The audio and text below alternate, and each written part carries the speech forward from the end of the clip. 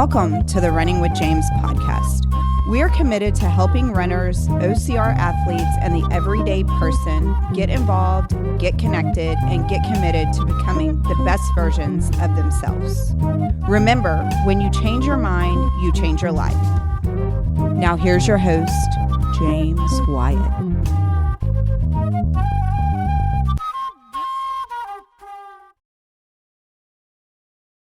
And welcome back to another edition of Running with James. I'm your host, James Wyatt, and we have had an adventure in this room so far, and you guys are coming in, and it's a good time. I don't even know why we're doing an episode. We should just continue on with what we did and take this episode topic to next week because it has been amazing. We've talked crowdfunding. We've talked freaking making money. We've talked goblins. We've talked death trolls. We talk treat yourself. We talk. No shit. We not talked about, guys. Being shoeless. Shoeless Joe Jackson or shoeless Lauren. I'm unreasonable. Fully unreasonable. And treat yourself. And I need to treat myself. You need to treat you do yourself. need to treat yourself. Only on Wednesdays and Fridays. Only on Mondays. I'm only allowed to treat myself as the owner of the company. You can treat yourself Wednesday. I'm only allowed to be treated on Wednesday and Friday. Mondays are taken. Mondays are my taken, and Tuesday and Thursday I got to be here because there's nobody else here. Yeah. So, y'all get ready. Wednesdays and Fridays. Of course, Friday's my busiest day. I got to be here all day. So maybe Wednesday. But Wednesday it is. But oh, hey, wait a second. I got to work on Wednesday too. No treating myself. Anyway, to my right, it is my privilege, my honor to introduce you to Lauren, AKA the Death Goblin. I didn't call you that. He said that. We I said said it. actually troll. And it would be Death troll, troll. though. Death troll. That's right. Trolls live under the darkness. trolls live under Trolls live bridges. under bridges and desks. Desk trolls. Goblins are more like cave dwellers. Yeah, I'm right? not a cave dweller. I'm a desk Right. troll. Goblins. Yeah, they got the weird ears and And on my left, pause for effect, The Dawn. Coach Carlos. back again. Back again. And guys, I'm going to throw this out. I am going to make this official. This is your official invitation Oh my to lord. be a official co-host of the Run with James podcast. Would you like to accept? This is your offer. It's not written. That way I can rescind it at any time. I accept. Do you? I am honored and Are you I do honored? accept this. I didn't even talk to Lauren about it. No. She doesn't really have a say in She'd it. argue against it. She would ask why we didn't bring a woman in here To also audition. to also audition. Oh, yeah. Yes. I can't have that. Like, there's too many women that are already freaking telling me what to do on a regular basis. I don't need one on my left and my right constantly contradicting me on my own podcast. I can't handle it. For one episode, I would love to have another female in here, and we're just like have a Patreon where we're just like talking the same exact stuff. But I would love to have another female opinion in here. I get to pick who. Pretty sure we've had I get to multiple pick who. podcasts with multiple women on the But we also had 2 males. So it was 2 men, 2 women usually. We did have one where it was 2 men, 3 women, 4 women. 4 women. What about with Danny? That's That's what she's talking 4. about. Oh, those two Yeah, guys. 'cause we had Okay. the There were 3 4 girls. women, We had the 2 3 guys. Austin girls. Yeah, but she was counting Rocky. He don't ever talk. He never talked half the time, especially with that many women. Got nervous. Yeah, he's too nervous. He couldn't handle it. That kind of Yeah, you know what? That kinda estrogen level? Specifically, I would love to have one where I can have Mary in here again. Yeah. Yeah, Hmm. that's chaos. Why? I want her in here because you never know what's coming out of that mouth, and it's This is true. hilarious. I had to have a very stern talk with her before the podcast to let her know this is a family show. She really had to zip it in. She did a good job. She I was did do proud a of good her. job. She did a really good job. So, anyway, yeah, I don't mind having Mary on. I like Mary. Mary's one of my faves. Mary's one of my faves. You hear that, Mary? She knows that. But it'll just be as a guest. It'll be a Yeah, guest. we're not. Will not yeah, be she's taken. definitely not Yeah. going to be a host. Just Yeah. Carlos We better not. already is feeling. Look at him. He's territory.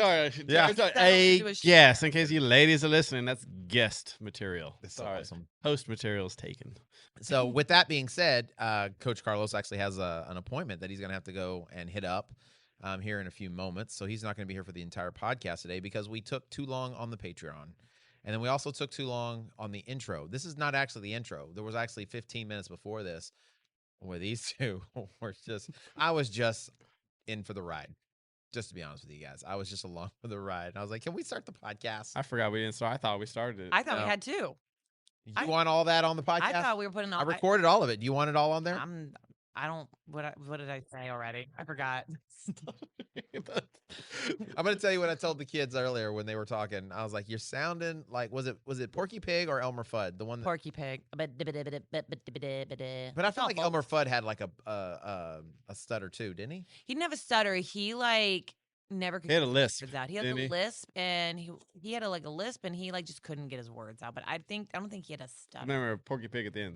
He That's definitely- Well, I know all Porky, folks. Porky Pig was definitely a Yeah. stutterer. Yeah.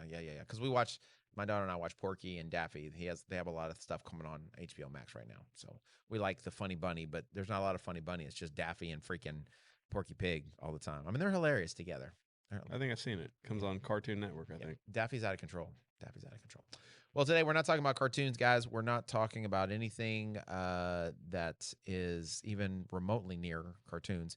Today I pose a question, and you clicked on this? You saw it in the thumbnail. Are your easy runs too easy? That's the question I have for you. And hopefully you clicked on this because you're like, I think finally Coach James has got his act together. He's finally realized that running slow is not the answer. And you're like, give me the insights. So I'm going to ask you, Lauren. Mhm. I'm going to ask you, newly minted Sir Carlos. I feel we should have done the ceremony, but we'll I was talk actually about kinda that pop- later. We'll talk about it later. With- Well, we with need the more soul- time. Yes, We with need more the- time yeah, when we can actually make like a it night deal. being knighted. Yeah. I can't wait till you go home and tell Gabby tonight. Honestly, I want to hear it. Let me know how that turns out. Go home and walk in the door and say, guess what? All right. promoted. Okay, I'm official now. And see what I just want to know. I want to know. Please immediately video it. Okay, I will video Please, it. I will. I want to see how she responds. Okay. I'm excited about it. I don't know why. I'm just so giggly right now.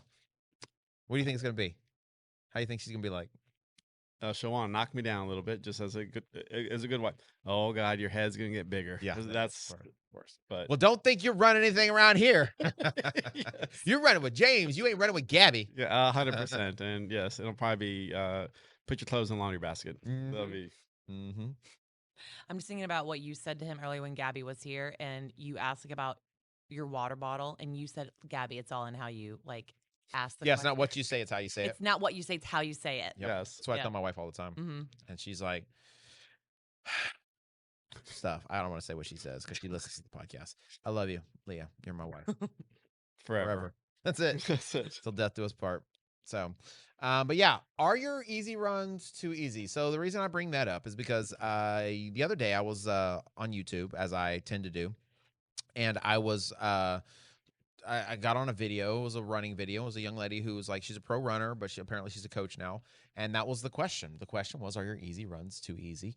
And, she went through the whole thing about the 80-20 principle. A lot of the stuff she was saying was stuff that, I've studied and I believe in, part, my training philosophy. And she was like, she went to the thing where she basically said she at one time was running too much, too hard, and she was injured a lot. And now in the last, I guess, I don't know, she said, I think maybe it was the last 18 months or something, she has been using the 80-20 principle. She's been running easy and all this good stuff. And she's been able to run more volume, and she's been injury free. She's run the fastest time she's ever ran in her life. And she's obviously she's older than she's ever been. She's like I think she said it was a 2:35 marathoner. So she's legit fast, Yeah, right? really fast. But she said a lot of that has to do with she was running her easy runs too hard, right? And she was like, but I think that only applies to elite athletes or people with high volume running. And then she went through the whole thing. And so what she was saying made sense to an extent, because then she flipped it and she said, for those people who are like getting new to running, it may be very hard for them to run easy because they don't have the endurance, they don't have the strength, they don't have the heart capacity, like aerobic capacity to go out and run easy, because their heart rate's going to spike too soon because they may not have the fitness. And so for those people, they just need time on legs. They just need to run. They just need to get out there and get moving, and build up just the ability to run for 5 or 10 minutes without stopping. And so, like, as she was explaining it, okay, I could understand what she was saying, and to an extent, maybe agree a little bit. But I want to ask you guys, what do y'all think about that? I mean, you both run, you both have, you're both coaches as well. You've been under my tutelage for a little while now. And I've even heard you guys use some of the same language, thankfully, that I use. And obviously you twist and put your own personal like not flair on my own Our own flavor to stuff. it. Yeah. So what are your thoughts on that? What do you think? Do you think that it is possible for your easy runs to be too easy? New Coach Carlos? I would say, I mean, I'm under the belief, I think the easier the better. Okay. I don't think there's too slow. Okay. I think it's just, benefit. What you said as far as like, yes, maybe when someone's starting off, their heart rate won't be able to be as low as you want, and it will take some time. But at the same time, you don't want them pushing hard as they're getting started, kind of deal, just into the running, because just pushing harder. Maybe that 12 or 13-minute mile, maybe the heart rate is spiking a little bit. It'll just take a little bit of time, but still keeping with that slow pace. Okay. I think is more beneficial. In sense, time. Time on legs, yes, but I still think you want to start learning that easy effort, working on the run mechanics. So you're saying like go out and run, but do your best to learn how to run easy as soon as possible. Yes. As quickly as possible. I mean, yes, your heart rate might spike a little bit, but still, don't be discouraged. Still kind of keep running. Unless yes, it's going to be difficult versus, like yourself, someone experienced going out and running. It's very easy, but it will take time versus saying just go out and run hard. Okay. Well, one of the things she mentioned was one of the reasons why you do the 80-20 is because if you do too many, I guess maybe for those of y'all, we might be making an assumption that everybody knows what 80-20 means. Okay. 80%, 80-20 is, it's a training philosophy. It's a training strategy where 80% of your efforts are very, very low intensity. So, if you're talking about like heart rate zones, we're talking zone 2, zone 3. Okay. Where 20% is technically 20% is moderate to high intensity training, right? We do more on the side of 20% is hard, right? So we try to stay on opposite ends of the spectrum based off of the type of racing and events we're doing. And so it's basically a very popularized training method that came from this guy named Matt Fitzgerald. And there's a lot of elite endurance athletes that do it. And it's backed by a lot of data. It's backed by a lot of success stories. It's every person that I've coached, we use 80-20, and everyone that's followed it has been like clockwork, has been super successful. I use it. You guys use it. We all use it. It's our gym training philosophy. But one of the things that she mentioned about it, and one of the reasons why we do 80-20 is because it helps to limit injury. Yeah. And if you're not injured, you can stay consistent and you can keep training. And that, more than anything, I feel like helps you get your gains. Because if you're hurt, you can't be running, or you can't train, you can't lift, you can't do whatever. And so it's a big part of it is to allow your body the opportunity to recover so that you can do the harder stuff, harder efforts. Agreed. Part of her argument was if you don't have high volume, well, you may only be running 1, 2, 3 times a week. And so you have the ability to rest in between those efforts. So technically, you should be recovered by the next time you go out and run. So you shouldn't have to go super easy. So you shouldn't have to worry about going as easy Yeah. because you have fewer efforts that you can rest more in between. So if you're only running 3 days a week, you got 4 days you're not running. So that's 4 days that you may be going easy. I mean, kind of thinking about it that way, I think the major issue with that is that you're learning to run, so you are pushing harder, but then that's exactly what you said, injury. Yeah. So, I mean, there are varying ways, and you probably know more about it, like the science of like CrossFitters. Mhm. They're more intense, but they are building up some aerobic fitness. Some Sure. of them do have some fitness, and, maybe it comes a little bit quicker, but, a lot of times they run into what? Injuries. All the time, Shoulder, yeah. but the high It's an intensity. So there is you can, I was listening to an audiobook, and it was very sciencey about how, to kind of quicker way to kind of get your aerobic system is with the intensity, but the downfall is injury. If you're not just specifically on it, there is, a way to kind of, what's the word? Not jack, but not hijack, kind of like quicken the time to get that fitness. Right. Well, I mean, Hack your fitness kind of deal. your VO2 max is a very good determiner of your fitness level, right? If you want to increase your VO2 max, you do it one of two ways. Either you increase aerobic capacity volume training to help increase your heart's ability to process more oxygen, so the more volume of oxygen, which is what your VO2 max is, or you do high intensity training. So they say that it is more beneficial short term. Mhm. And when I say short term, I mean like you get quicker results from HIIT training than you do from high volume training. Yeah. And there's a very specific workout that they've given. It's like, I think it's like a 4x4. So in other words, you do 4 minutes of high intensity work Mhm. and then do it 4 times. All right, Coach Carl's got to go. We'll see you later, sir. Thank you. And so you would Take do your it shit with you. 4 times. So you do 4 minutes at a very hard, high intensity effort, and you repeat that 4 times. Yeah. Okay. And if you do that over an extended period of time, after 4, 6, 8 weeks, you can see a significant increase in your VO2 max doing that 2 to 3 times a week. Yeah. The only challenge with that is like what Carlos said, is that when you're training at that intensity level that many times a week, you set yourself up for injury. Yeah. Okay. So where my challenge with this particular theory is that yes, if you're only running 2 or 3 days a week, your load is not necessarily large enough that you're going to have to worry about fatigue or getting hurt. But the problem is you're probably not just only running 2 or 3 days a week. So that's actually going to be my thought on it. If you say, well, you're only running 2 3 days, there's 4 days a week, you're not doing anything. But I would say, especially for the people we know, if that's not the case. Like very few Yeah. How many we know people do you know that we're just going out coaching and running. are only going and running? No, exactly. They're doing, I mean, I just kind of had to talk one of our members out of like doing 2 a days, Yeah. like doing 2 classes back to back. And I was like, I mean, you don't need to do that. There's no reason. So I think that's the only issue is like, you're not probably resting those full days. To me, it also seems like even if you are resting every other day, like you're resting a day between those, if you're running a harder effort, for some people, like that harder effort could really take a toll on their body, especially if they're doing it with improper form. Sure. If they're running way faster than they should be, then that can like really, really take its toll. And you could do it Monday and then Wednesday, you could still feel the effects. Sure. And then you're trying to run on a body that is still fatigued from a hard effort. Right. Well, and then couple that with, okay, maybe on Monday you run, Tuesday you go to the gym, Mm-hmm. Wednesday you run, Thursday you go to the gym, Friday you run, Saturday and Sunday you go to the gym. Mm-hmm. Let's for fun say that maybe Sunday is your rest day. Maybe it's your rest day. Yeah. So technically, now you don't have, and that's how I coach it, right? I coach it. It's not just 80-20 based off of your running.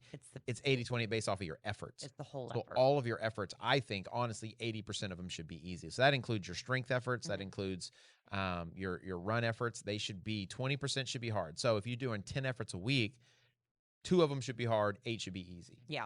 Okay. I think that's how you set yourself up for most of it. And a lot of the numbers actually show that as well. Well, and I think about that is why I don't understand why people are like, well, no, it's running versus strength. It's still one body. You're training one machine. Mm-hmm. So that machine is still doing, even if it's doing running versus Workouts or strength training, right? Lifting, you're still taxing the one body. It's Right. a common denominator Right. in everything. So an effort's an effort's an effort. It doesn't matter if it's running, yoga, walking, lifting.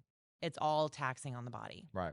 Well, I think sometimes people think that when you say easy, that also means like lazy. Like it's like, like if you're not going out and doing hard stuff, then you're a lazy person, right? Or, I have someone I'm coaching right now, and if they're not done with the workout and they don't feel like it was a good workout, like it was tough, they don't feel like they did anything. Yeah. Right.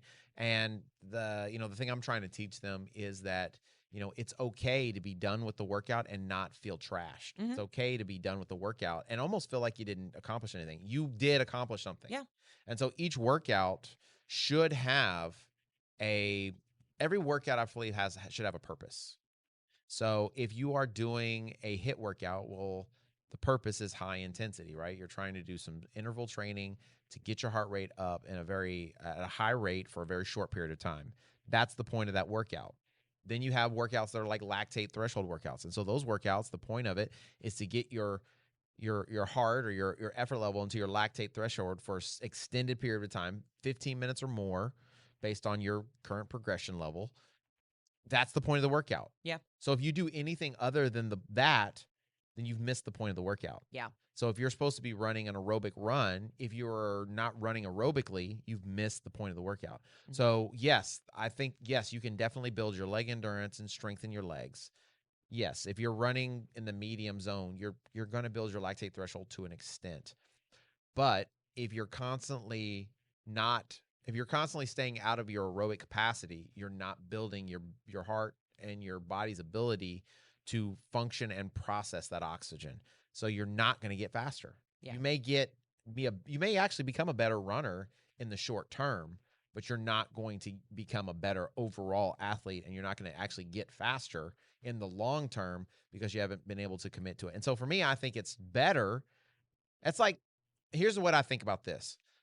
I think of it like this. It's like you're going out and doing something and you're developing bad habits just for the purpose of doing it. And so if you're starting something for the first time, why not Do it correctly. do it the right way? Do it the right way. Right. Don't half butt anything. Yeah, don't learn how to do something wrong just Yeah. to learn how to do something. Yeah. Learn how to do it the correct way. Yes. And save yourself a ton of time and probably a ton of injury. Yeah. Oh, injury's a big one. I have a friend who she's a major triathlete now. Like that is like her thing. Like she's tried a lot of different things. And she used to hate running. She could run really fast, but she hated running anything longer than 6 miles. And she all of a sudden started training for bigger events. And she was all of a sudden just really fast running a whole bunch of miles. And I would always I don't get to see her often, but I'd always keep up with her on social media. And then suddenly I saw like a huge pause in all her stuff. And she said she had a stress fracture because she just took on way too much too quick. Yeah. And so she was out of the game for a little while. Now she's gotten with a run group and she's like, doing it correctly and she's beasting at what she's doing. But she had to get a stress fracture to realize, oh, I did way too much too soon. And it really took a toll on my body. Right. So I just think that if you're starting to run for the first time or you're getting into it or you're trying to, become a runner, I think you're better off, like really honestly. And I think here's the struggle is it's a mindset thing because when you go out and run, you think of a number as being too slow. Yes. 100%. So if you're running a 10-minute mile, that's slow and it takes forever and you can't do whatever. Right. And so if someone says, okay, well, you need to slow down even more. Well, you want me to run a 12-minute mile? If that's what's necessary. And so they're thinking to themselves in their mind that they're sucking it up because they're running a 12-minute mile. And so, or, the thing I get when I ask this, like, well, it just takes so long. Well, if you run a 10-minute mile, well, let's say a 9-minute mile, okay? Because for some reason, people think 9 minutes is fast, and it's not. It's just, I'm going to be honest with you. On the big scale. It's not fast, okay? And whether it's your fast pace or your slow pace, 9 minutes is not fast, okay? Technically, if you're not an elite athlete running 4-minute miles, you're not running fast, okay? Fast is a relative term. Yeah. Your fast is somebody else's slow, and your slow is somebody else's fast. So get away from like what you feel is a concept of fast or slow. But if you're running a 9-minute mile and you're running the 9-minute mile and your heart rate's not where it needs to be, what is 9 times 3? 27. Are you sure? 9 times 3? Yes. As soon as you said, I said it with confidence. Then as soon as you said, are you sure? I had to I know. And that's why I did that. That's so wrong. Carlos isn't here to save you. So that's 27 minutes. 27 so that means if you go out and run 3 miles at a 9-minute pace, it shouldn't take you more than 27 minutes. Yes. Okay. Now let's add in your drills and your warm up, which if you're not running slow enough, you're probably also not doing your drills and your warm up. But let's say you do them. We'll add another 5 minutes. So now we're at what? 32 minutes? 32 minutes. Okay. So that means for your 3-mile run at a 9-minute pace with your warm up is going to take you about 32 minutes. Yep. Okay. We're going to round up to 35 just for giggles. Okay. 35 minutes. Now, if you go out and run a 10-minute mile, well, let's say 12. 12, 30. Let's say 12. So we're going to say 12.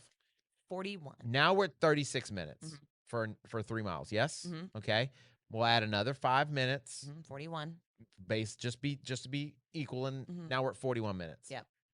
So you're telling me that the entire process of 41 minutes to go out and do 3 miles, as opposed to 36 minutes, I think is what we came up with, right? Before, was it 30? 30. It was 32. It was 32. So you're talking an extra 9 minutes of running. That's so long. Ruins your day. Your day is over. Over. It's just like you don't have time for anything else. Just go back to bed now. Just quit. Yep. Right? it's really not that much more time. No. It's really not that much more time. And again, in the long game, it's probably going to save your legs. It's going to save you the injury. It's probably going to set you up for better success on your other workouts throughout the week. Right. Because I know personally, I started running with some other people. One of the girls who comes to our gym, she's relatively new to running. She's loving it, but she's got a very, a slow pace. She's running like a 13-minute mile. That's her easy effort. And I'm running with another guy. His easy effort is like a 15-minute mile. You didn't think you could run 15-minute miles, but guess what? You can. Right. And I'll be honest, I've gotten to where I really enjoy those sessions because they keep me in the fat burning zone for sure. I keep my heart rate nice and low, and I don't feel tired for my workout the next day. I feel fresh and good, unless it's like 99 degrees. And that's the goal, honestly. So like one of the things that, I see from people is like on Saturday, our long run that we do, right? We're out there running, and, when I run by myself, obviously I can run a faster pace than other people. So like on Thursday, so today I had, I had time for 6 because I didn't get up early enough to get it before we came to camp or whatever today. But, running that compared to like when I run on Saturday, I feel more tired. I usually run 7 to 8 miles on Thursdays. I feel more tired from that 7 to 8 mile run on Thursday than I do on my 11-mile run than I do on Saturday. Mm-hmm. And the main reason is because you're running faster. I have a shorter amount of time. I'm by myself, so I'm just naturally going to run faster. Mm-hmm. Even though my heart rate's lower, I still keep my heart rate, in zone 2, zone 3. But on Saturday, we run slower because there's more people. We try to stay with as many people as we can. Mm-hmm. And so I'm running significantly slower than I run on Thursday. I feel like on Saturday I could keep running if I wanted to. Yeah. But on Thursday, I'm like, dude, I'm ready to be done. Yeah. And the efforts are one is longer than the other. Yeah. Yeah. So I'm benefiting more from the Saturday run because it's aerobic and I'm out there for a longer distance of time. But then in addition to that, I don't feel as beat up and tired. Yeah. So, yeah, I mean, harder is definitely not always better, especially if you're just constantly tired, you're constantly beat up. And I always think, and this always sounds like I'm blaming it, but it definitely, for me, comes back to like the bro science of fitness. Mm-hmm. Like to just do hard stuff, Yeah. suck it up, and do the hardest thing ever. Right. Because like that's what's going to get you there. Mm-hmm. But that's what's going to get you injured. That's what's going to get you really exhausted and probably burnt out. Yeah. I know a lot of people who I've met a lot of people who stopped running because they just got really burnt out on always just feeling bad. Right. They Yeah. feel like they hurt. They didn't like running. I have so many clients, so many athletes that I've coached that did not like running that now love running because they're like, I don't feel like crap when I'm done running because it's easy, right? Yeah. Plus, I think it also helps when you see improvement. Yeah. When you see your constant growth and improvement. So, which for so many people, I saw a post, another freaking social media post, and it was a lady, and she's like an iron person, like an Iron Man, and like her comment was like, or her post was like, I tried 30 times to get a sub 4-hour marathon. That's a lot. That's a lot of time. That's a lot of marathons. That's a lot of freaking marathons. That's so many. If somebody told me they were if somebody told me they ran 30 marathons, I'm going to assume you know what you're doing. I would hope so. Right? Yeah. You run 30 plus marathons. I'm like, okay, I need to be asking you for like, oh yeah, what are you doing? Right. And, she went down this list of all the things she was done. And she's like, I failed this many times. I did this or whatever. And people like, you should be a good you should be a good runner. You should be this or whatever. And then she was like, now I did this. Now I've done that. And so her point was that she hadn't given up. She kept going and she kept grinding. And my point is, you failed 30 times like pointlessly. You did a whole lot of efforts. You did all this and crazy never stuff. hit your goal. And she was like, I got a stress fracture in my foot. Yeah. I did this. Is it a win? I had tendinitis, da-da-da. So what you're telling me is for years you suffered, pushing and doing this, and then finally you overcame. Yeah. Right? And she didn't say how she overcame. She didn't say like what she did differently or if she did anything differently. She just basically said, I did it. I just didn't give up, and I just kept persevering.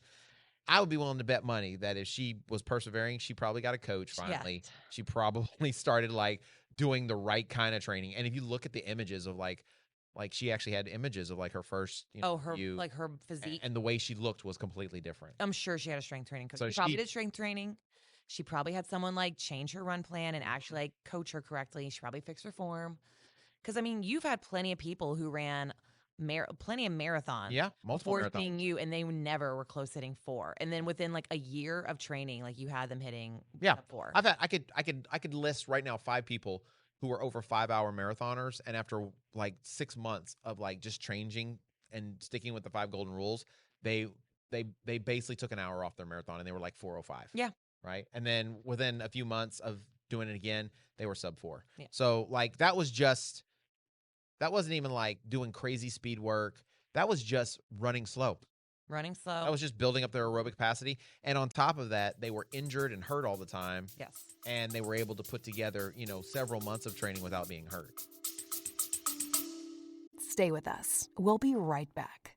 Are you ready to unlock your full potential? I want to introduce you to the Fit, Healthy, and Happy podcast, a powerful resource to transform your life today. With expert interviews, practical tips, and inspiring stories, this podcast is your roadmap to lasting wellness. Here's what a listener has to say. I used to struggle with my health, but this podcast changed everything. It's like having a personal trainer, nutritionist, and life coach totally for free. With over 2,000 5-star reviews, we're a podcast you can trust. The Fit, Healthy, and Happy podcast, available now wherever you get your podcasts.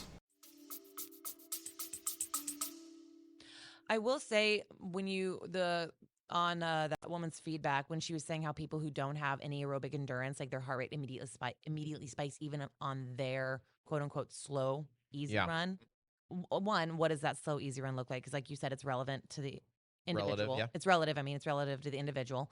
But one of the 2 people that I run slow with, there are times like one of them, her heart rate, like just like she's definitely been like on a fitness journey to like better herself and better her life. Her heart rate gets very high. Even when we're doing like that 13-minute mile, like her heart rate will just go through the roof. And so I'll tell her we either need to slow down, and if it's not coming down, let's just walk a bit. I mean, you're still working your body, you're still moving. Yeah. And then we'll walk for like 30 to 60 seconds and we just pick it back up, maybe a little slower, but we're still gonna keep moving. But the slow might eventually get to walking. And eventually she won't have to do that anymore. Now, I don't know if that's maybe the best thing to do, but she's not losing motivation. Yeah. And I've had to do that. I've done that with someone else I run so with. Like when he first started, he never ran. And so I say, we're just going to do 20 minutes real easy. And then we're going to walk for like 5. And then we're going to do it again. Or like 2. I think I like alternated. I forgot how I alternated it. But I was like, but just because we don't want to get you too high, and I would just do what you used to do to me. I'd listen to their breathing because we were supposed to be running easy. So if we're running easy and he's like this talking, I'm like, okay, we kind of know. Bring it back. Right. So I think the run she's saying they're running slow. Well, what does that look like for the individual? Well, and I think that's the biggest mistake most people make is that their slow is not slow enough. Yeah. And so whether it's because of vanity or because they just don't know that they can run the same pace they can walk. It's just different. Really it's just different movements. You're using different muscle groups and the mechanics are different. But you can literally walk and run pretty much the same pace. Actually, I saw. Look at a speed runner. Speed walker. Look at speed walker. I saw a speed walker walking next to a runner. They were both doing a 6-minute pace. Yeah. Those speed walkers, I mean, like that's walking, but it's all about how like you're just you using move your your hip. body. Yeah. So, I think that some of it's vanity, and I think the other portion of it is just learning. Because what most people do is they start out because they feel good and they run, and they run too fast, and their heart rate goes up, and so they're like, my heart is too high, I'm running too fast, so they slow way down. Yeah. And learning. So this is what I think one of the best things that the 80-20 or the easy running stuff does, majority, it teaches you discipline. It teaches you to hold back in the beginning when you feel good so that you can push later on. Yes. And so, that's the way your heart rate actually works. So your heart rate will so when you take off, your heart rate will go up. So technically it will spike because it's pumping more blood, additional blood to your muscles to get that oxygen there to create that energy. So there's an uptick in that blood flow it needs to get more oxygen. So the heart has to pump faster to get more beats per minute to get more blood going. Mm-hmm. But at a certain level, as long as you're not going too hard, as long as you're not pushing too much, it will level, it'll regulate. And your heart will just So it may slowly go up to like 120, 130, and it'll level off, right? Yeah. If you keep the correct pace. Yeah. And it'll just stay there. Yeah. And it won't go anywhere. Mm-hmm. Or you start too fast and because it has to create that energy, it pumps up and it gets to 160, 170, right? Based on wherever your zones are, right? Based off your age, gender, and mass, stuff like that, fitness level. Well, it may get up and then now it'll never regulate because it's too high. So even if you do slow down, it may not go back down. You've already taxed your body too much. Right. You've already gone too much, right? So, and a lot of people don't understand that because maybe they don't understand like how your body creates energy, what the different energy systems are, how much time you can spend in those before, you kind of like overexert yourself and there is it's basically you get to a point of no return. Yeah. 100%. And so like learning, if you can learn that in your easy running when you're starting, well, then when you start racing, you can also learn the discipline of not going out too hot and going too fast and blowing yourself up too early so that you can't finish at the end. So I think one of the big things it teaches you is a big part of discipline. Yeah. And that's what running, I think that's what fitness is it's all about discipline. Yeah. You're disciplining yourself to go do something when you don't want to. You're disciplining yourself to go do stuff, that's maybe more challenging than you feel like you're prepared to do. So everything about fitness, everything about running it revolves around discipline. Yes. You're not pushing yourself past your limits. You're being patient. Mm-hmm. You're learning that, there's a progression to everything that you're doing. And in that, I feel like with that discipline, with that patience, you ultimately see the fruits of all of your labor. Yeah. Whereas with, the vanity stuff and you're going out because you think hard is the only answer or whatever, it's like you keep spinning your wheels. Yeah. Over and over and over again. And you're like, okay, well, this isn't working, so I got to go even harder. Yeah. And so you're basically shooting yourself in the foot over and over and over again. And it just doesn't make any sense to you. You're like, I don't know why I'm not getting any better. Or, you know what? I guess I'm just not going hard enough. I got to go even harder. It's that David Goggins mentality. Get hard, stay hard. 100% of David. Like I said, it's bro science to me. So I just feel like, whereas there is some truth to, and that's what I try to tell my athletes when they're starting out. Give yourself a little bit of grace. Yeah, 100%. Don't be too hard on yourself. Yeah. I think also for other people, I've said because like you hear it. I hear other people say it to you.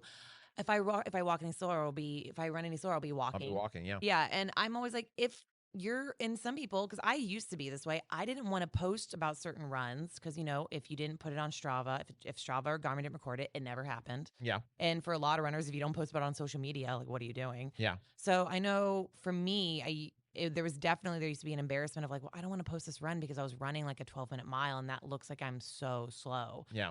But I have definitely learned to appreciate those slow runs. I love them because I'll put on a little podcast or I'll just be having an enjoyable conversation with somebody. And I love that time because it's like very therapeutic for me now. It's not another thing to stress me out that I have to maintain a fast pace. I can literally just relax, as weird as it sounds while you're running. I can relax during my run. But I think if the vanity side of it is your issue, and you're worried about being embarrassed that people are going to think you're slow, find other people that are that level. Find other people that are that pace. You're not going to be thinking about how embarrassed you are if you're enjoying the time with people. Well, okay, so I'm curious about this because like when you're running, and this when I say you, I mean, in general, everybody, right? Generalities. When you're running, like, are you running for other people or are you running for yourself? Are you running because you want to do something or are you running because you want other people to be impressed by what you're doing? I think it depends on the person, but I think I know people who do both. I know I enjoy running to run because for me it's like it can be very therapeutic and I get a lot of thoughts kind of going through my head.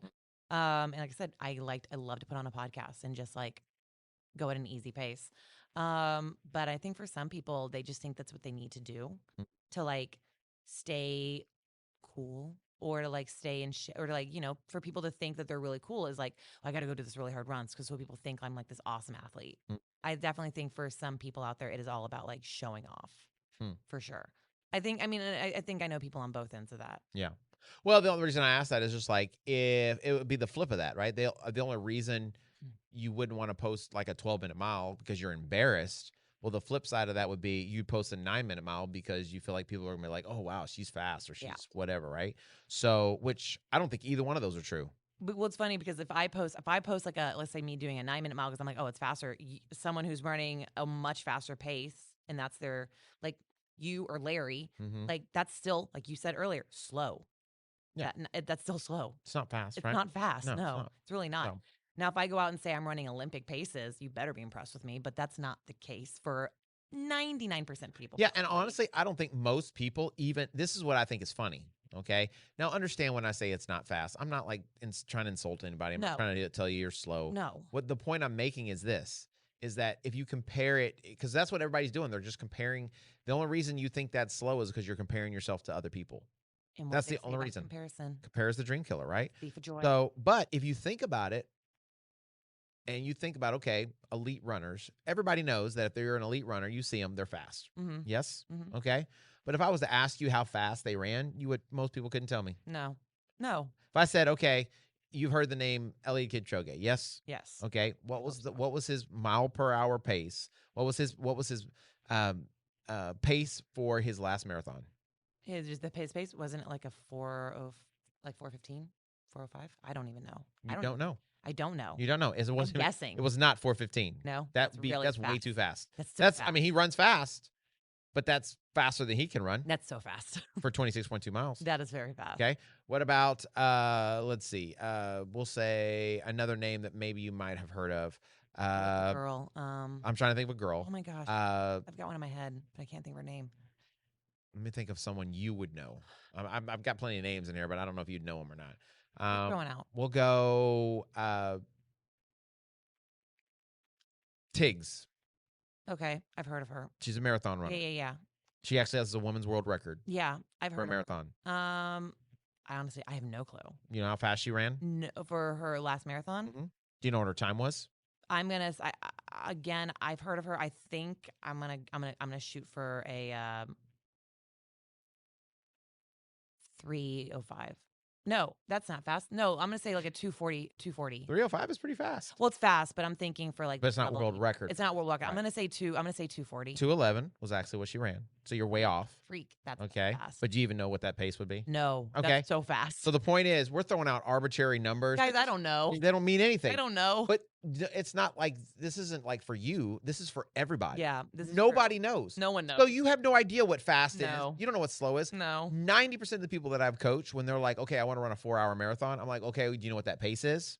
Yeah. It's crickets. Yeah. They don't even know what it would take to run a 4-hour marathon, right? I know right now, if you want to run a 3:59, the pace is 9:07. I only know that because you've done it a lot. Because a lot of people want that number. Yeah. So if I know a 9:07 is the pace, well, then we have to train to get to that pace. Most people don't have any idea. So if you don't even know what fast is, how do you know what slow is? This is true. If you have no idea. So that's what I mean by like, we're basing this concept of running slow or running fast off of arbitrary numbers that we don't even know. Yeah. We're just thinking 9 is not slow. Yeah.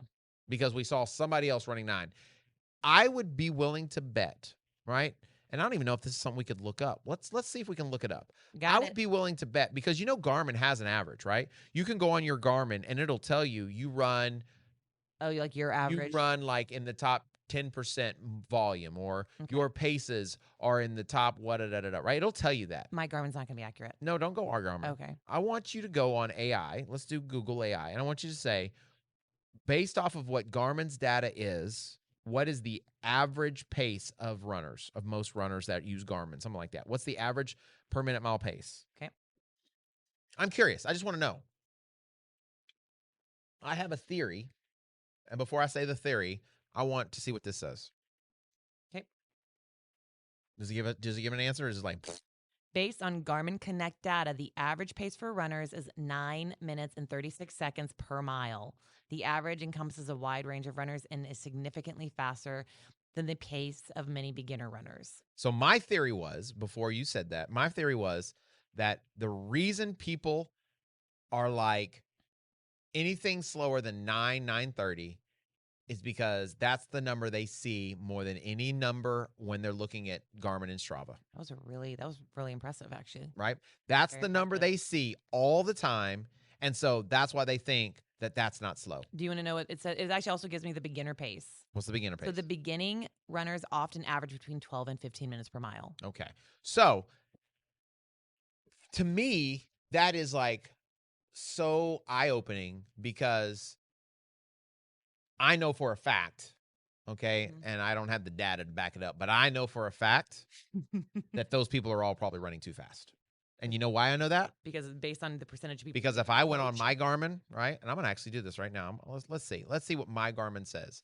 Because you know that I can run easy pace faster than a 930. 100%. Correct? Yes. You know that without a shadow of a doubt. 100%. Okay? I do know that for a fact. I ran with him. Okay? So if you know that I can do that, then we know that for me, 930 is not That's not a fast effort. That's not a hard effort. It's not fast for me, right? Yeah. So I'm trying to go to the Garmin stats. 930 is probably still in your fat burning zone. And I'm trying to remember where that is. Like there's a spot where you go and it tells you where you like line up, right? You know what I'm talking about? I haven't used my Garmin in almost a year now. I haven't either. I've been using Amazfit. Yeah, I've been using and I gave my Garmin to one of the other girls at our gym. I did the same thing. I gave my Garmin away to somebody. So here it is. I found it. All right. My dad is out. So running here, okay. I'm gonna do male. We'll just start with male, okay. So running. So this is where you average based on people you follow? Based on everybody in Garmin. Oh, this gives you everybody in Garmin, right? Okay. And I'm gonna go back to when I was using Garmin on a regular basis. Okay. So for Garmin, it says for running distance, so average weekly distance, I run further than 87%. So 90% of the people who use Garmin, I run further than they do. Mm-hmm. Okay. My VO2 max, 94%. My VO2 max is higher than 94% of other Garmin users, which is good. Okay, yeah, that's good. You're turning that. You're getting that oxygen. Activities. I do 91% more activities than other Garmin users. Okay, so you're way above the average. Okay, average weekly duration. How long I actually do the distance. Mm-hmm. Okay, now this is going to be lower. It's 80%. Okay. Okay, so 80% duration. Okay, now the piece de resistance. Average pace. My average pace is faster than 22% of other users. Think about that. Mm-hmm. I run more than 90% of the people using Garmin. Mm-hmm. I run 90%, 94% more activities. I do 94% more, right? Mm-hmm. My VO2 max is higher than 90% of the users, but I'm only faster than 22% of the users. So what is that? What if you took that data? What would you get off of that data? That there are people out there who are just running their little hearts to death. So either I'm running too slow. You're either running way too slow. Or they're running too fast. Yeah. One of the two. Yeah. To me, that says most people are running too fast.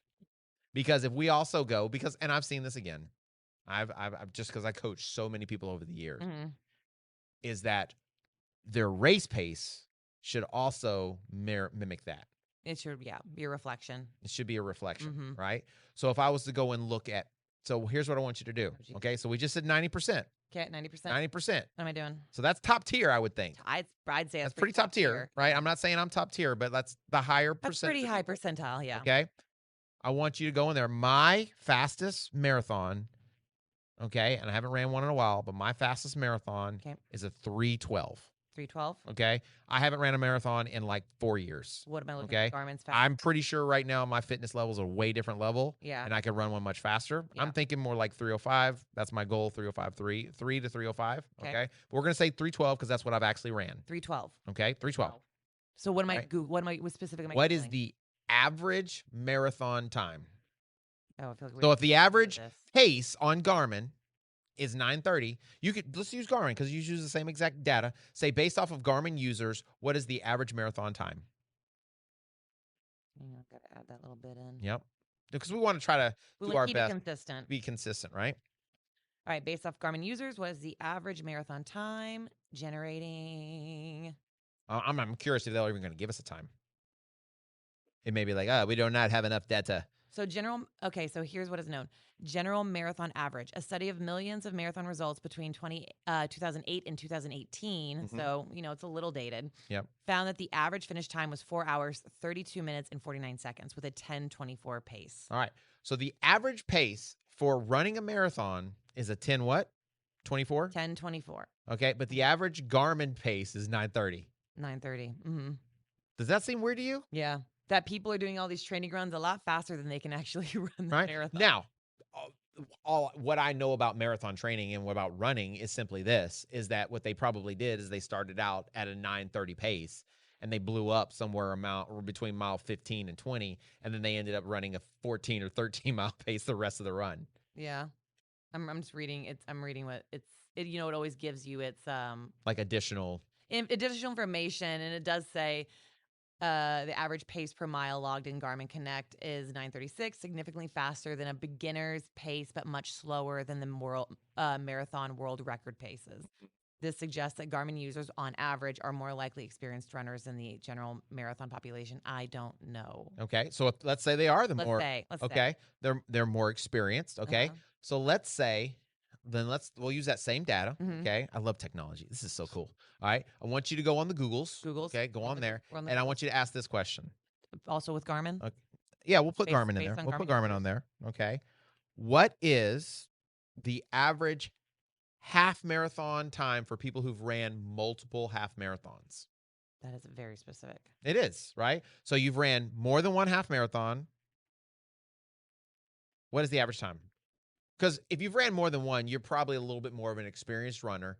You probably own some sort of a watch of some sort, so you're probably not necessarily a beginner. I wonder if it may not have a number. It may be like Average. Okay, so based on available information regarding Garmin users, general running data, blah blah blah blah. Average across all runners, the overall average half marathon time, based on all ages and genders, is 1 hour 50 minutes and 15 seconds. Okay. The gender differences: men are generally faster than women in half marathons with an average time of 1:43, and women 2 minutes flat. Okay. Or 2 hours. 2 hours flat. Right. 2 minutes. 2 So hours. that is somewhere between a what and what pace? I'm looking at you for that. I don't know. So we already know. told you to be sub 2, you'd have to run what? So sub 4 you said. Well, it's the same thing. If you're Oh, 907. There you go, 907. Right? So 159 would still be 907. Yeah, you're right. Okay. So a 907 Mm-hmm. pace, right? Mhm. So these are for a half marathon, Mhm. which way more people run half marathons than run Yeah, marathons, they're correct? way more popular. Okay, way more popular. So we're going to have a bigger data point Mhm. to work from, okay? Men to women. So that's going to be somewhere between like an 840 pace to a 907 pace Mhm. between men and women, Yes. okay? So you're telling me your easy run is only 30 seconds off of your half marathon time? My last half marathon, I ran a 640 pace. And I'm running my easy run somewhere around 9. We love technology. We Right? love data. So the whole point I'm making is, and I don't even know if people even are They might have catching it. they might have They tuned might out have by already now. tuned out. Everyone's They've already been "Ugh." like, numbers, right? But the whole point I'm making is I am not a professional runner, right? Mhm. I'm not an elite runner. I'm better than the average bear, You are definitely better than the Okay. average bear. but most of that isn't because I'm more talented. It's because of the training. It's Mhm. because of the easy Mhm. running that I do. It's because I don't get caught up in the vanity stuff. Yep. It's because I run slower than 80% of the people out there most of the time, according to Garmin data. Mhm. But yet I'm faster. So that was the average time, yes? Yes. Okay, my fastest half marathon is 1:31. Yeah. So that's 20 minutes faster than the average. Okay. So still, even amongst experienced runners Mhm. that should know how to do it, Yeah. somehow. So does that mean I'm just super talented? I'm better than everybody else? Yeah. No. I mean, I think whenever it says something like experience, again, this is all coming from like data pulled off. We don't know what these people are like really. I mean, it knows how often they're logging, Mm-hmm. but like is experience like just based off like, well, this person like started their watch today and they just went out and ran their butt off. We have no idea really what's happening Right. outside of like what this data is collecting. Right. So I definitely think it's always like, But most people, when they go a run, they stop their watches when they go to the bathroom because they do. don't want their pace slowing them down. They don't. They don't I want mean, we had a conversation, and I didn't know you could do this, where I think we used to, you used to train people, or we used to know people, and everybody was always checking Strava. Yep. And I didn't know you could go in and you could edit your Strava data paces. Yeah. So that people, again, when they were like comparing against all their friends, so they didn't look like they were slower than all their buddies. And I was like, oh, well, that sounds like a real way to cheat the system, but. The only thing that matters to me, honestly, when it comes to speed is on race day. That's it, right? And honestly, what are you doing otherwise? Yeah, it doesn't matter unless it's official, right? Unless you're doing your best effort, it doesn't matter. Yeah. So, I think looking at these numbers and looking at the data, I love the data because I think the data doesn't lie. When people tell me, oh, I don't feel like I'm getting any faster, I'm like, okay, well, what was your first run that you did? Okay, your heart rate was this. Oh, so when we first started, you were running a 12-minute mile and your heart rate was 150. Today you're running an 11:30 and your heart rate's a 120. Yeah. Do you think Huge have you gotten difference. faster? Yes. Yeah. Did you have to slow down to a 14-minute mile to be able to get to this now? Yes. Okay, but 8 months later, look at you now. Yeah. Look at you now. So I think that people, if they can grasp that, right? If they can truly grasp it, your easy runs. I'm with Carlos. He said it earlier that he doesn't think you can run slow enough. You can run plenty slow. Right. As long as you're keeping, and so here's what an aerobic effort or cardio effort is.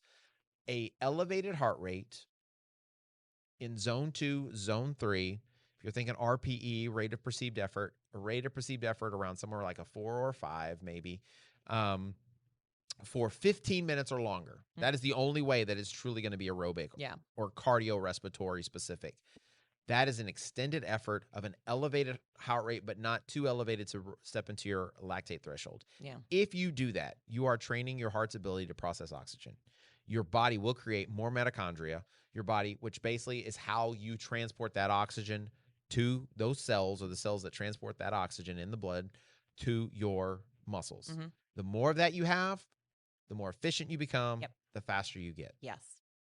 I would also like to kind of expand on what you said earlier with people needing to slow down and us talking about your perceived effort.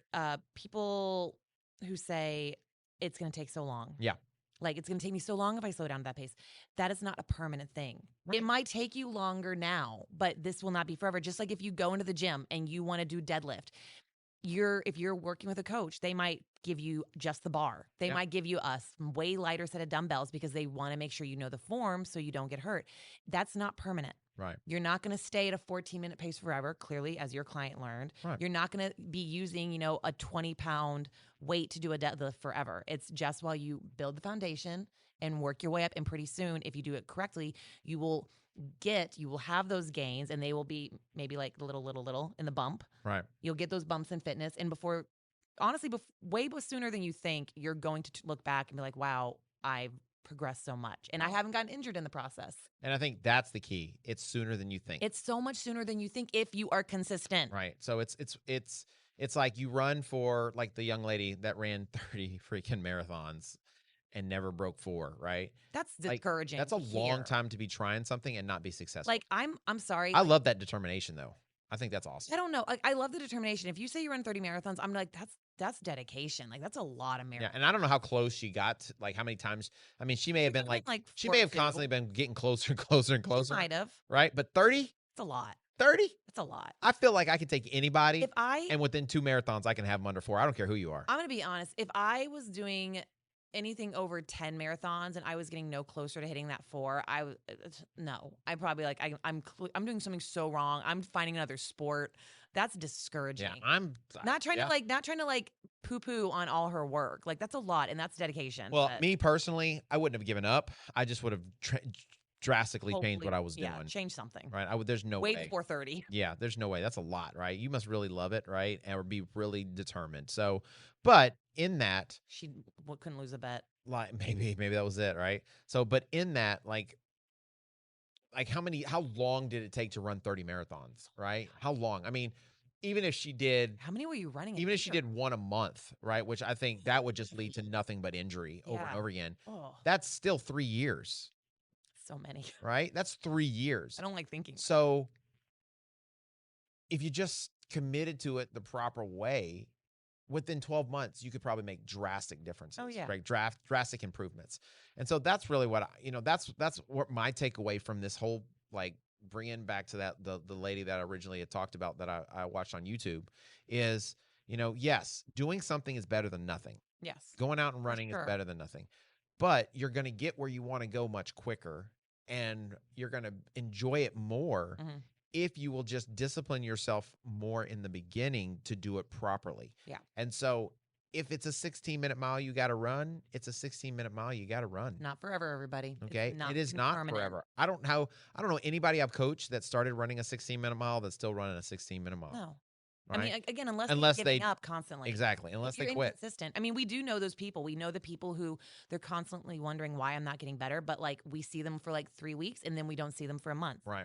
Like that happens all the time. So if you're not consistent, yes, expect those results. But if you're putting the work in and you're staying dedicated, Yeah. that's not going to be forever. And there are other ways too. So like I think that's the key is find a way to get aerobic, to get your body in an aerobic state. Mhm. So if you struggle with running and you're like, maybe you're just such a beginner that you feel like you're physically unable to go out and run and keep your heart rate down. Okay, go ride a bike. Get a bike. Get a bike. Mhm. I guarantee you can keep your heart rate down on a Low bike. impact. Okay. It's very low impact on your body. It's not going to beat you up. And that is aerobic fitness. Mhm. I feel like, honestly, Oh, I've done man. this for myself. I've done it for a lot of my higher end athletes. And when I say higher end, people who are like, I would consider them to be like sub elite, like they're Yeah. super fast, Yeah. right? Maybe even almost elite level.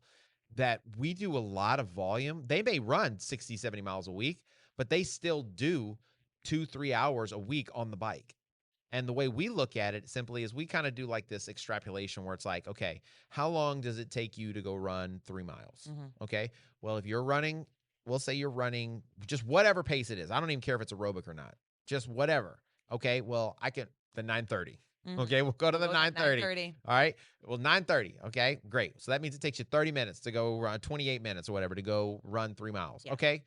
Instead of going to run 3 miles, I want you to go ride the bike for 30 minutes.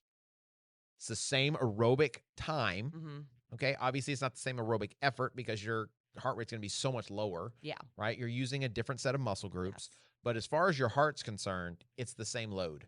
Yeah. So now you're going out there and very specifically getting 30 minutes of aerobic capacity work. Okay. So go out there, give me 2 runs a week where you're doing your best to keep your heart rate down. Give me 80-20 on the run. All right. So if 80% of the run is green Mhm. and 20% is orange, Mhm. that's a start. There you go. You do that twice a week. You give me 2 rides a week, 30 minutes each. Now what you've just done is you put yourself in a position where 4 times a week you're doing, for the most part, 4 easy efforts. Yep. So you are setting yourself up. You do that for 4 weeks. I promise you, on week 5, when we add in another run or we add in more time on that bike, Mhm. those runs are going to feel a lot easier. Yeah. You're going to feel a lot more in control. Oh, yeah. Your heart rate is going to be lower, even maybe running the same pace that you've been trying to run. And so because your heart is becoming more efficient. I do this with a lot of I actually trained a young lady to run a marathon, and I'm a believer that if you're going to run a marathon, I stick to the golden rules. So if you're running a marathon, you're running over 45 miles a week. Not for the whole time, but Yeah. you're going to peak You're gonna up build. That's your peak. 45, 50 miles. I want you really over 50, honestly, right? That's where I want you to peak at, right? That's the most mileage you may run, right, in the last month. But we ran 25 miles a week. That was her max, was 25 miles a week Mhm. to run a marathon. And she got a PR and she stayed injury free. Yep. That doesn't even make sense. But what we also did is she rode the bike 3 times a week. One of those bikes she did for almost 2 hours. Okay. Okay. And she swam once a week. Okay. Okay. That's another really She good was one. very injury prone. Mhm. She's had multiple surgeries. And I was concerned that if I tried to build that volume on her over that span, because we had about 6 months to work, that it would be too much for her body to Yeah. handle. Okay. So we played it a different way. She went out, she got a PR on the marathon. She finished the marathon. She felt great. And then you know what? The next time we went about it, we added more mileage. So we ran another marathon, and this time we ran it on 35 miles a week. What's crazy is over a year, she didn't get one injury. There you Not go. one injury. She just kept getting, and the next one, she took 30 minutes off of her marathon. There you go. That's great. Then the next marathon, we ended up running 45 miles a week. We kept the biking in and we kept the swimming in, Yeah. right? She took another 30 minutes off of her marathon. So like you can do it. You have to be creative. You have to be willing. But if you don't commit to the actual thing that will work for you, then you're going to constantly be spinning your wheels. And so it frustrates me sometimes when I see stuff like this. And she didn't do it in a bad way. I think she did it the right way. She was what she said, nothing she said was wrong. Nothing she said was wrong. But it frustrates me because what people hear when you say these things, the way she put it, is people hear, okay, well, I'm justified in running this pace. I can keep running fast and I'm going to get where I want to go. Yeah. Right. And even though she even said that eventually you get to a certain volume, you need to switch over, you need to do this. Yes. They're never going to make it to that People don't volume. make it that far. They hear what they want to hear. I've got it. I'm good. Back to the track. But even with that, they're never going to make it to 25 miles a week. They're not going to make it because they're going to get hurt. Yeah. Because they're trying to do too many hard efforts back to back. Yeah. So my suggestion is this: just commit to it. Just trust it, right? The worst thing that can happen, give it 8 weeks. Give it 8 weeks. If in 2 months, if you try it and it does not work, go back to what you were doing. You have missed nothing, because what you were doing before, obviously, you ran 30 marathons and got any faster. It didn't work for you then. So what is the risk of giving it a shot and trying to do 80% of your efforts, even the workouts, the strength stuff, easy, and doing 20% hard? What do you have to lose? Nothing. You got absolutely nothing. Literally nothing. But what do you have to gain? A lot. You got everything. You have everything to gain. You have so much, but there's always so much untapped potential there, and you guys got to trust in the process. That's the biggest thing. Yeah. So that would be my challenge to you guys. Some of you guys, maybe you run with us on, from time to time. Maybe you come to some of our High Rocks Run Club on Saturdays or Tuesdays or what have you, and you hear us kind of talk about this stuff, like what it really means. So if you want more information on what the 80-20 really is about, if you want to learn more about it, you can always reach out to us. Feel free to email myself. You can email me at james@mybcfit.com. You can reach out to Lauren, the same, Lauren@mybcfit.com. You could go to our Instagram, and you could just go to Running with James and slide a DM into us, ask us questions. If you want more information, we'd be more happy. You can also check out our YouTube page. We have video upon video of training techniques on the 80-20 principle, on the 5 golden rules of running. We would love to help you out with that. If you're looking for a coach to help give you more guidance, because I can understand that some of this can seem daunting. Oh, 100%. Right? Yeah. It can feel like a lot, and it can feel very overwhelming. It's one thing to have the information. It's another thing to implement the information. And sometimes that can be challenging, right? Without all the understanding of how to connect those dots. So that's what we're here for. And whether you use us or whether you go find a different coach, I would make that suggestion that if that's where you're challenged at, figure out a way to overcome that challenge. Because that's what we're about, right? Yeah. That's why we always say change your mind to change your life, is because we are about there's always a way. Yeah. Right? Rule number 6, Lauren. Never give up. Oh, thank you. Oh my gosh. You froze, but you got it. I did freeze for a second because I was like, just like our lady that ran 30 marathons, don't give up. Because if you don't give up, eventually you'll figure out a way to get there, right? Yes. That's the whole point. 100%. You'll figure out a way to get there. You will figure out a way to get there. Hopefully, we just want you to do injury free. Exactly. I would also say if you're listening to this and you live in the Houston area, sure, join our run club. If you really want to feel like, if you want to see the fruits of the labor, the fruits of the things that James talks about, come meet the people who do it with us. Yeah. Like, come meet the run group. Tuesdays, Saturdays, Sundays, like come see other people who it's working for. Like that's honestly like the best gospel, I would say, or like the people who are doing it with us. Sure. I mean, that's the greatest testimony. So, and you can check out our website as well, mybcfit.com, to check out that schedule. The run group's free. It's free to come and join and be a part. And there's a lot of free information. I mean, I coach constantly. Yeah, I'm constantly coaching. I mean, Sunday, a lot of free information. Sunday, I ran with every group. We had pace groups, You did. and I literally ran with every single group. And with each group, I was trying to give little tips and little information, because my goal is to help you be successful. Ultimately, I'm hoping that as I give you this information, you crave it so much that you actually come. You never leave us. You actually come and become a real part and become a member of BC Fitness. But even if you don't, I hope that you use the information and you get something from it. And if that's all that happens, then I'm excited about that too. That's right. Come join us. We're a fun family. All right, guys, that's all we have today. Next week, Coach Carlos will not abandon us. Isn't that funny? Like, I make him a permanent I was thinking fixture. the exact same thing, and then he's going to bounce. Yeah, is this how it's going to be, you think? Yeah. You gave him too much power already. It's not Yep. I told him, I gave him a little bit of confidence, or like, not confidence. There's a word. What is it? I gave him like, what is power. Not power, like he could relax? What would it be like? I gave You him. gave him ease of mind. I don't know what word you're thinking of. I'm thinking of all these other. Well, I'm thinking more like I gave him, like if I give you Security. Security, yes. You gave him security. I gave him security. Yes, he has security. We're going to come in next week. He's going to have his name embroidered on that chair or on that butt seat. Maybe. He's gonna have Maybe his he's going to name have like on a it. seat cover or something. There's going to be a nice seat cover. He's going to have like his own mug that says Carlos. Here's what I want you to do. Next week, when you come in, I want you to sit there. Just to throw him off. Yeah.